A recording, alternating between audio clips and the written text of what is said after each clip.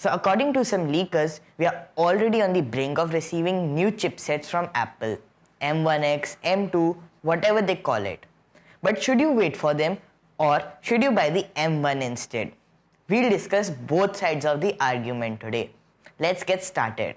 So I would classify laptop users into 5 different categories. So the first group is the basic people, and as the name suggests, these people do really basic tasks. They browse the internet, watch some YouTube or Netflix on their device, respond to emails, and do some light word processing. The second category is the general student. Now this person browses the internet, makes documents and PPTs for his school, attends Zoom classes, does some light coding and some Photoshop.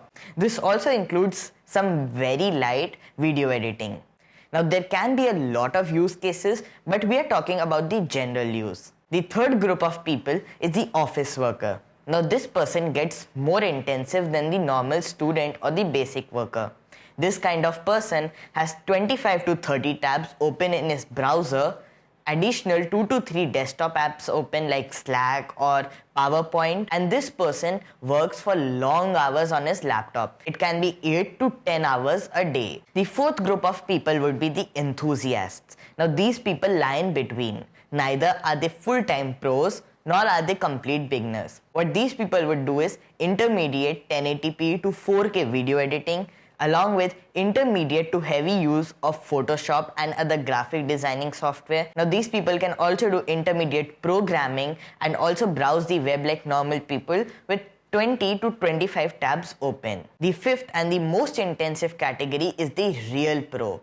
Now this person regularly edits 4K to 8K videos, works with tons of layers in Photoshop, does tons of coding, or is a super pro office worker. Pro has different meanings for everyone. But the point I'm making here is that this person pushes his laptop to its limits every day. So the M1 machines are targeted towards 3 groups: the student, the office worker, and the enthusiast. It isn't made for the basic person or for the real pro. If you're a basic person, then don't waste your money on these M1 machines. Instead of this, get a cheaper Windows laptop. That would serve your needs too. And if you're a full-time pro, then these M1 machines aren't for you. You definitely need to wait for the M1X. Sure, they are very fast, they are very powerful, but these M1 machines have their limits. For example, the GPU isn't very powerful in the M1 Max, and 16 gigabytes of RAM might not be enough for some workloads. So if you fall in any of the 3 categories of enthusiast, office worker, or student, get the M1. Other categories, either don't get it or wait for the M1X. Apart from the use case, the next important consideration is price. Apple's professional laptops are really expensive. Even the current MacBook Pros start at over $2,000. And I don't expect these new M1X machines to be any cheaper. They'll be around the same price. If you're the kind of person who cannot spend more than what is needed on a laptop, or who can't spend this huge amount of money, then you must go for upgraded versions of the M1 machines or instead buy a Windows laptop. Apart from that, MacBook storage upgrades and RAM upgrades are really expensive too. So if you're the kind of person who can spend above $3,000 on a laptop, above $2,000, then yeah, you can wait for the M1X. Although if you're out of the 95% of people who wants more value for his money and something which is bit more budget, then you must look somewhere else. Now some people are also talking about the new design considerations of the new M1X MacBook Pros. Now I wouldn't say that design is holding anyone back from buying a MacBook.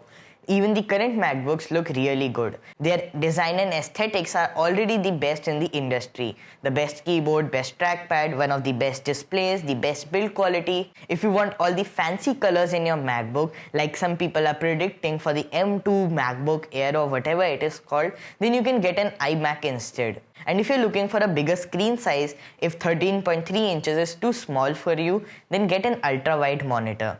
Design really is no point to wait for the upcoming MacBook Pros. The next consideration is time. Now the M1X MacBook Pros are expected to be released by October or November this year. But these are still only expectations. And we don't even know if October and November is when they are coming. They can also get delayed to 2022.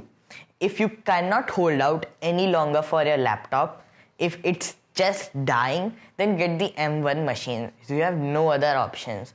You can't go by the leaks. They might be true, they might not be true. The last thing is that you just cannot keep on waiting. Apple releases a new version of every product they have every year. Next year they'll release M2, then after that M3, then 40 years after that M45 and so on. So if you just keep on waiting for the newer and the better version, then you will get nowhere. Just get what satisfies your needs. Even the M1 machines satisfy the needs of 95% of the people out there. If you are waiting and expecting extra features like a mini LED display or bigger screen sizes or a 14-inch MacBook Pro or something with more ports like an SD card reader, then all your wait might just go in vain. You know, these are just leaks. You still can't believe them, whether they'll be true or not. So there you are. For 95% of the people, get the M1. Once you use it, you will realize how fast it actually is. It also depends on price and time. If you're not constrained by any of them, then happy waiting. So that was for this video. Watch this M1 MacBook Air review here and catch you in the next one.